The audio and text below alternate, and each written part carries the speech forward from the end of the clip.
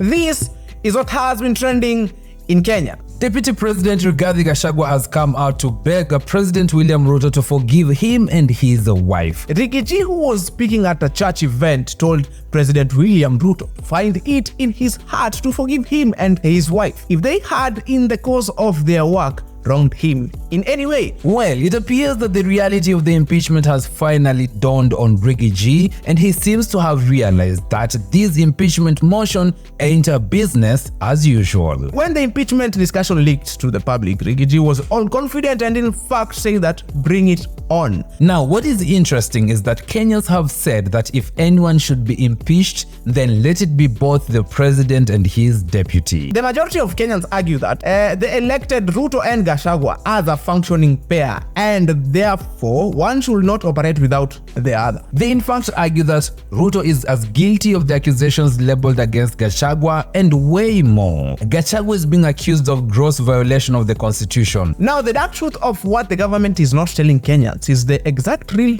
reason why Gachagua is being impeached. I mean, what could have been so bad to the level of breaking the history of a country just to remove Gachagua from the government? Some of the political experts have even questioned whether he is the one who financed the protest and whether he is the reason that Ruto believed that someone was behind the protest. Do you guys remember when President Ruto vowed that he will never rest until he punishes the person who financed the protests? Well, is it more than a coincidence that a few months down the line, Gachagua is being impeached mercilessly without being given a chance for forgiveness? Is there a connection between Ruto's vow to punish the organizers of the Gen Z protests and Gachagua's humiliation? When you talk of political differences, those ones have always existed. In fact, Ruto himself was at the center of the worst political differences with his then boss Uhuru Kenyatta. Regardless of how serious it was, it never even came close to the suggestion of an impeachment. Ruto and Gachagua have been good politically. I mean,